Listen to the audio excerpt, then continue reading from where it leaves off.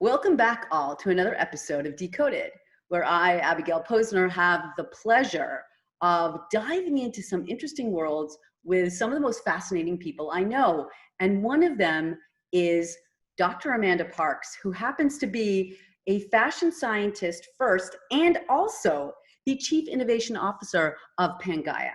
So we're going to just decode that sentence. So what does it mean to be a fashion scientist? So yeah, thanks, Abby, and I'm so happy to be here with you. So fashion scientist is what I call an emerging discipline, an emerging domain, which certainly I've taken it on as my title, and I hope there will be people coming after me. But what it really means is looking at all the realms of science in which we design for the body.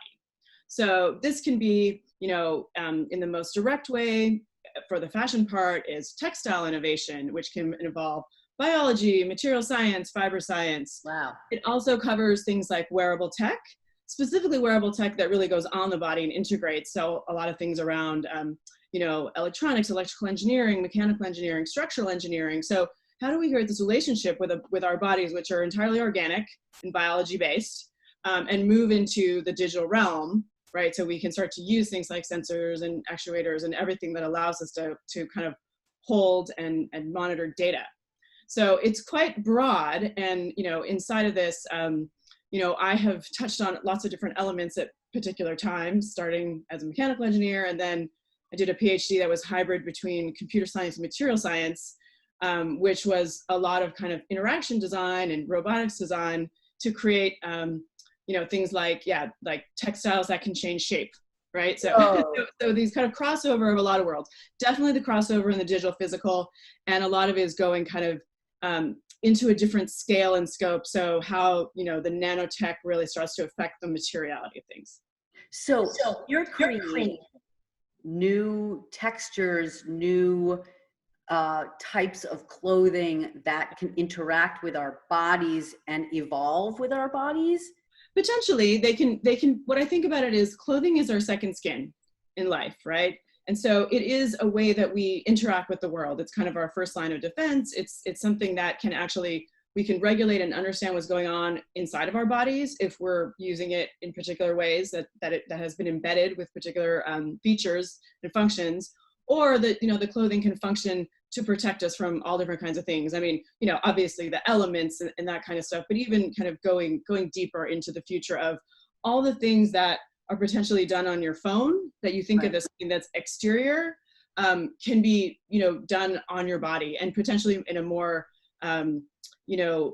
logical, a way that gets to some deeper data. Now, there's obviously lots of issues around privacy and security, and not going into that too far, not to scare people, but this idea that the textile interface between our bodies and the worlds can really tell us about a lot about ourselves, about our environments, and all the data that we can collect can be aggregated to some pretty serious and interesting information, things that we have never had access to, continuous monitoring of the body. Right. So our clothing can both respond to us, but also respond to the outside world and adjust for that. That's super. And the data around that relationship. So your body's doing what in what environment, right? Can you give me a hypothetical example? So, okay, well, this was maybe not the most interesting, but this idea of like, okay, if everybody in one particular location, like very hyper geolocated, is wearing a raincoat, which, could be, knowing the garment that your bodies are wearing, you could probably predict that, or, assume that it's raining there without ever having a weather report. So there's hyper localized things, or, the body temperature of all the people in one space, you could know potentially how hot it is, right? Those kinds of things where if you aggregate data, it's not just necessarily like about one single person, but all the behavior patterns, the body behaviors of all these people in one particular environment can tell you a lot about that environment without having any external sensing. Wow. Okay. So one part of being a fashion scientist is really working with the garments themselves and leveraging the data that it externally can source, but also can share about yourself.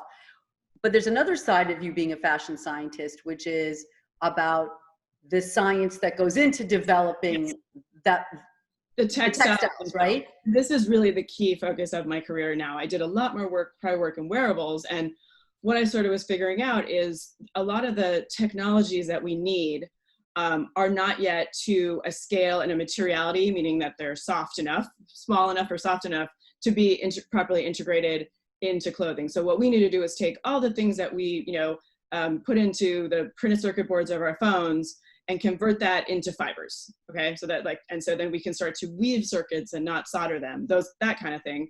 But above that, even more, I became really kind of fixated on how much e-waste technologists produce. So this weight, meaning like circuit boards are thrown away. I mean, it's incredibly toxic. So the sustainability of it is quite awful. And we don't, not only do we not have good programs to recycle, we even have an industry which, works off of planned obsolescence, meaning that you're supposed to get a new device. You're not supposed to keep your phone more than 2 years. They want you updating and upgrading. Yeah, exactly. And so this idea of how disturbing that is, of what, like the amount of the just like waste we're creating while we're in the middle of the climate crisis, right? Yeah. So I started to turn my focus onto this idea of making, much more sustainable materials, and some of them being high function, some of them just being, what can we do to make alternatives to cotton? Because cotton is a crop that has, an extraordinarily higher amount of pesticides than any other crop in the world, which is really crazy. I can't remember the exact statistic, but it's incredibly polluting, and it ruins the ground in which it's grown. And so this idea, there's nothing inherently bad about the plant, but the way we've just overproduced it, and the methods that we've kind of grown to make it at industrial scales are really dangerous. So this idea, this kind of leads me into what I'm doing now with Pangaea. So we are a material science brand. So we are a fashion company. We make apparel and sell apparel, consumer-facing apparel. But on our back end, we are run by R&D material development, that's the core of our business. Yeah. Which is totally unlike other fashion companies. It was shocking to me, coming from tech, how fashion companies don't own the means of their own production, meaning that the way that Google or Apple will be developing the new sensor, working on the new software that they're going to need 3 years, 5 years, 10 years out, they're going to control what that product's going to be, and that they own the rights and the IP to make it, and the vision for what that is. Fashion is very different. They still source textiles, and the method for which new textiles and new advancements in textiles gets developed is very random. I don't know a better word, but part of it comes from like the Department of Defense for military technologies. Part of it comes from DuPont. Part of it comes from random, manufacturers in China. Like there's no kind of system around that ownership. And one of the things that we really want to do is create a direct stream where we're working on textiles that we know is what the market needs. We know that they are, that they are functionally advanced, that they are sustainable, and that they're what fashion companies would actually want. So we develop these textiles, and that's where I'm the chief innovation officer. And so that covers basically running our R&D department and being the scientific director about what kinds of research and products are we going to make. So that's what Pangaea is. We're very much formed as a sustainable brand at our core. So it's not an add-on. A lot of you see a lot of greenwashing in the industry, and we don't even produce garments until we have the right material. And what we do is we call material upgrades, in the same way that you'd update your operating system, right? And inside, it's because it's not that the other operating system was bad, it's just that now we've gotten to a better place. So for example, the first product we launched was a seaweed fiber t-shirt. And seaweed is seaweed fiber t-shirt. Yeah, so seaweed is an incredible material. It grows abundantly across the earth. It can be harvested in a totally regenerative way. So we're not going to take too much of it. Like there's a lot of ways that to use it as very much a waste product. It took some innovation and engineering to make it soft enough to kind of compete with cotton, right? And so that's still going on. It's still kind of in its early days. But the first t-shirt we released was about 20% seaweed fiber and 80% organic cotton. So it's like a trade-off. We're kind of inching right. It's still good. It's better. But now we're very soon about to launch 100% seaweed. So we've gotten it. Whoa. All right. So I can basically eat this t-shirt. You do not want to eat this t-shirt.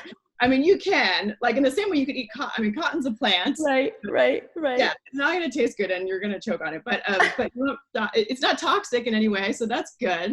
Yeah. A lot of things happen to the seaweed to turn into a fiber that removes probably most of the stuff that you want to eat, the oils. Right. We're looking at the cellulose, not the part you don't digest, not the oils. Right. So yeah, no, and literally some of this came from the first company I founded was an algae biofuels company. I've always been in love with like microalgae, this glowing green, amazing material. Yeah. And what was so interesting about that is that the oil that we were trying to get for the, to create the fuel, that was the inside of these cells, these microalgae, single cellular organisms, and the outside, which is like a cellulosic wall, we were throwing that away. Now I'm using that part. So, there's a potential for this to be a two-pronged thing where one part of the algae goes towards making biofuel and the other part goes towards making textiles, which is super cool. It's a perfect circular model for any product, using waste, using every part of the plant or animal, right? Right. Well, and what's super cool about, in addition to how sustainable the clothing is, it looks really cool too. So talk to us about the types of the styles that you're creating. Right. Absolutely. So part of our brand, and to be honest, I'm like the back end nerd of the team. Everybody on the team is way cooler than me, right? Definitely fashion presence. And right. You're so uncool. But the way we've decided to kind of move forward is through a series of basics that, because what we wanted to go back to basics in terms of materials. So what would we use to replace cotton? Seaweed, right?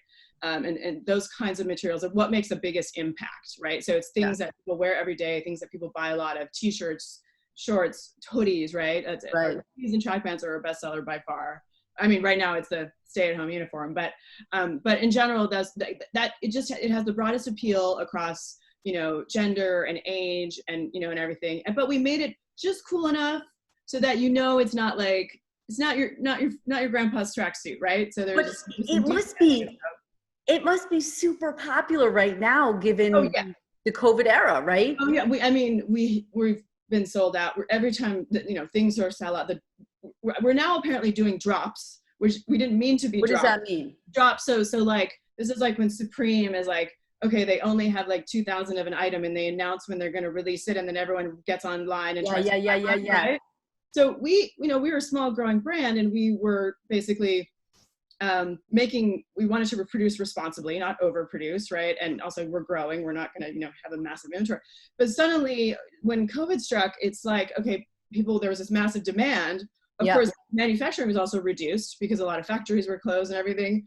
So we started basically when we were just what we were just doing is refreshing the product became the drops, and they would sell out within, a couple of hours or an hour. One new collection sold out in 3 minutes, which was crazy. Whoa! So, congratulations! No, it's been what's been wonderful about it is, and we see this kind of through our social media, is people are actually responding to this idea of wanting to buy a responsible product, right? And this idea that you can make a difference with your dollars, and you like the transparency around businesses. I mean, my gosh, like that, just everything that's going on about kind of blowing open the doors on terrible practices, across all different kinds of industries. But this idea that we're very transparent about what we're doing, that the products are made of responsible materials, and we're just going to be getting better and better. So the more that you buy products, that goes back into our R&D, right? So we'll be making better, not just a pure profit model. I mean, we do have a whole philanthropy